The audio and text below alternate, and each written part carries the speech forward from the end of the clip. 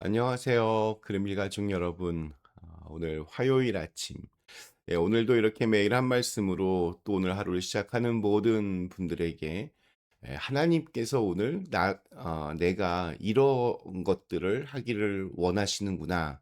이러한 어떤 사명이 좀 우리의 마음속에 좀 생각이 나고 그것들을 우리의 삶 속에서 이렇게 녹여낼 수 있는 그런 귀한 날 되시기를 간절히 기원합니다. 자, 오늘 저희는 사도행전 5장 우리 17절에서 21절의 말씀으로 함께 오늘 이 아침 시작하도록 하겠습니다. 사도행전 5장 17절에서 21절의 말씀. 대제사장과 그와 함께 있는 사람 즉 사두개인의 당파가 다 마음에 시기가 가득하여 일어나서 사도들을 잡아다가 옥에 가두었더니 주의 사자가 밤에 옥문을 열고 끌어내어 이르되 가서 성전에 서서 이 생명의 말씀을 다 백성에게 말하라 하매 그들이 듣고 새벽에 성전에 들어가서 가르치더니 대제사장과 그와 함께 있는 사람들이 와서 공회와 이스라엘 족속의 원로들을 다 모으고 사람을 옥에 보내어 사도들을 잡아오라 하니 아멘. 네, 우리는 보통 이렇게 무언가를 얻었을 때, 또 원하던 것을 이루었을 때, 삶이 이렇게 풍성해지고 나의 유익이 가득 채워지는 결과를 볼 때, 그것으로 인해서 감사를 합니다. 내 창고가 가득 찼음을 확인하는 것이 우리가 흔히 생각하는 전형적인 감사의 조건입니다. 그리고 초대교회 제자들의 모습을 보면서 특히 오늘 말씀을 보면서 저는 '우리 그리스도인의 감사는 좀 다르구나.' 이런 생각이 들었습니다. 그들은 성령에 이끌려서 이웃을 사랑하고 자신의 것을 아낌없이 나누며 섬겼습니다. 그 결과 공동체 안에 가난한 사람들이 없어질 만큼 서로를 향한 헌신과 사랑이 넘쳐났습니다. 예루살렘에 큰 부흥의 역사가 일어났습니다. 사람들은 베드로의 그림자라도 이렇게 덮여지기를 바라면서 이렇게 모여들었습니다. 병 고침과 또 회복의 역사가 곳곳에서 일어났습니다. 자, 그런데 대제사장과 사두개인 즉 지배 계급은 그 모습을 보고 마음에 시기가 가득했다라는 말씀으로 오늘 말씀이 시작이 됩니다. 그들은 사도들을 잡아다가 옥에 가둡니다. 지금 상황이 아주 급박하게 돌아가고 있습니다. 말씀에 충실하고 성령의 인도하심에 순종한 결과는 마땅히 칭찬과 축복이어야 합니다. 그러나 현실은 지금 정반대로 돌아가고 있습니다. 그들에게 돌아온 것은 대제사장과 사두개인들의 시기였습니다. 시기심은 아주 위험합니다.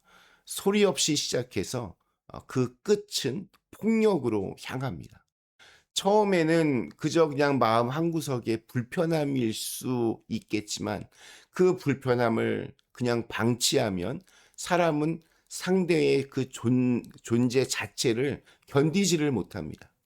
우리 사울왕 구약시대 사울왕 보면 다윗을 시기하기 시작하면서 그의 말년은 나라를 다스리는 것이 아니라 다윗 한 명 죽이는 것에 정말 모든 에너지를 쏟아붓는 모습을 보게 됩니다. 이렇게 시기하는 마음은 결국 상대를 무너뜨려야 내가 비로소 평안해진다는 그런 착각에 빠뜨립니다. 결국 사도들은 잡혀서 옥에 갇히는 신세가 되었습니다. 자, 그러면 이런 상황에서도 감사가 가능할까요? 오늘 읽은 말씀은 우리가 기대하는 전형적인 감사의 패턴을 따라가는 듯 보입니다. 옥에 갇혔던 사도들이 기적적으로 풀려나기 때문입니다. 주의 사자가 밤에 옥문을 열고 그들을 끌어내었습니다. 역시 하나님이십니다. 고난과 절망으로 이렇게 끝나지 않게 하셨습니다. 이 얼마나 감사하기 좋은 순간입니까? 우리라면 이 기적적인 결과 자체를 찬양하며 감격했을 것입니다. 그런데 갑자기 반전이 일어납니다. 사도들이 옥에서 이렇게 풀려나자 주의 사자가 이런 말을 덧붙입니다. 가서 성전에 서서 이 생명의 말씀을 다 백성에게 말하라. 이것이 지금 무슨 말입니까? 기적적으로 옥에서 풀려났다면 마땅히 안전한 곳으로 이렇게 피신하라고 하거나 그들을 가두었던 자들을 심판해 달라고 하는 것이 더 자연스러워 보이지 않으십니까? 그런데 주의 사자는 오히려 그들을 잡으려고 혈안이 된 자들로 가득한 바로 그 성전, 가장 위험한 곳으로 다시 돌아가라라고 명령합니다. 심지어 그들이 옥에 갇혔던 바로 그 이유가 말씀을 전하는 것 때문이었는데 그것을 또다시 하라고 하십니다. 풀려나자마자 다시 잡혀갈 준비를 하라는 그러한 말씀입니다. 이러한 명령이 이해가 되십니까? 이러한 명령을 듣고도 과연 감사할 수 있을까요? 그럼에도 사도들은 순종합니다. 그것도 지체 없이 새벽에 성전에 들어가 가르치기 시작합니다. 여기서 우리는 감사에 대한 새로운 정의를 배우게 됩니다. 주님의 구원은 나의 안전이나 편안을 위한 결과물이 아닙니다. 오히려 그것은 나에게 맡기신 사명을 다하게 하기 위한 하나님의 선물입니다. 사도들은 바로 그 사실에 감사했습니다. 옥에서 풀려난 것에 대해서 그것을 감사한 것이 아니라 그 기적을 통해서 자신들을 다시 주님의 일에 사용해 주심에 그 위대한 사명을 다시 맡겨 주심에 감사하는 것입니다. 이번 월드컵 경기에서 가장 큰 감동을 준 나라는 인구 50만의 아프리카 작은 섬나라 카보베르데입니다. 대부분 이 나라의 존재 자체를 몰랐습니다. 저도 이번에 처음 알았습니다. 아프리카의 작은 섬나라 이 카보베르데는 지난번 월드컵 챔피언이었던 또 우리 축구의 신이라고 불리는 메시가 속해 있는 아르헨티나와 32강전을 치렀습니다. 연장전까지 가는 접전 끝에 2대3으로 졌습니다. 자, 그런데 세계 최강 앞에서 물러서지 않고 끝까지 부딪히던 그들의 투혼에 전 세계가 감동했습니다. 경기가 끝나자 선수들은 서로를 부둥켜 안고 눈물을 흘렸습니다. 그것도 더 놀라운 일이 이어집니다. 패배한 이 대표팀이 귀국하던 날, 이 수도 프라이아 공항에는 수만 명의 인파가 몰려 나와서 그들을 맞이했습니다. 마치 우승 트로피를 들고 돌아온 팀을 맞는 것 같았습니다. 백성들이 환호한 것은 경기 결과가 아니었습니다. 그들의 대표팀이 세계인들 앞에서 자신들이 누구인지를 당당히 보여주었다는 사실, 그 자체가 국민들에게는 축제였습니다. 그래서 맡은 사명을 멋지게 감당하고 돌아온 선수들을 그토록 열렬하게 환영한 것입니다. 우리 감사도 이와 다르지 않습니다. 감사는 하나님께서 나에게 무엇을 주셔서 생기는 그런 감정이 아닙니다.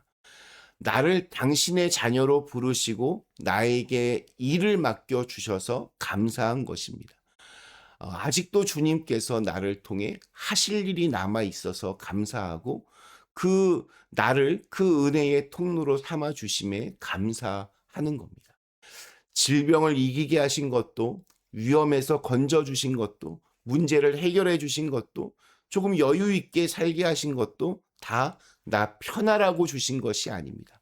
주님의 사명이 아직 나에게 남아 있기 때문입니다. 결과는 그렇게 중요하지 않습니다. 결과보다 중요한 것은 그러한 일들을 나에게 맡기신 하나님, 나에게 사명을 주신 하나님을 확인하는 겁니다. 오늘 우리에게 주신 하루, 나에게 할 일을 주시고 나를 주님의 통로로 사용하시는 그 은혜 자체에 감사할 수 있는 그런 복된 날이 되시기를 간절히 기원합니다. 잠시 함께 기도하겠습니다. 사랑의 하나님 감사합니다. 오늘 하루 동안도 우리에게 주신 사명이 우리가 오늘 해야 할 일이 무엇인지를 또 주님의 일을 통해 주님을 위하여 내가 할 수 있는 것들을 생각하고 그것들을 살아내고 그래서 그 자체가 정말 감사할 수 있는 그런 귀한 날이 되게 하여 주시옵소서. 예수님의 이름으로 간절히 기도드리옵나이다. 아멘.